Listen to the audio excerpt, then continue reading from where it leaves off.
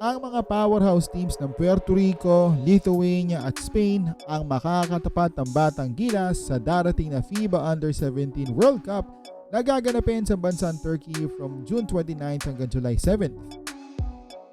Ang mythical member ng 2023 FIBA Under-16 Asian Championship si Kiefer Alas ang mangunguna syempre sa ating mga bataan kung saan siya nag-average na 15.4 points, 8.6 rebounds, 2.6 assists at 1.6 steals at nagtala ng 29 points sa panalo nila kontra Japan sa quarterfinals na nagbigay nga ng ticket sa atin para sa World Cup ngayong taon.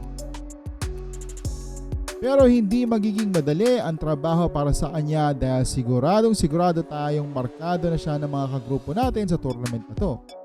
Kaya napaka-importante ang magiging role ng iba pang mga players na kukunin ni Coach Josh Reyes para matulungan ang bunsong anak ni legendary Filipino coach Louie Alas.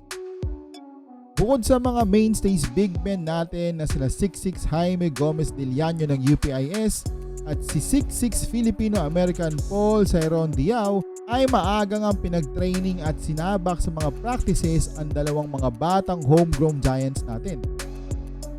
Yan syempre ay sila 6'8 Andwill Yap at almost 6'10 na si Owen Calanasan na tatawagin nating Bash Brothers na galing sa isa sa paboritong 90s hockey movie na Mighty Ducks.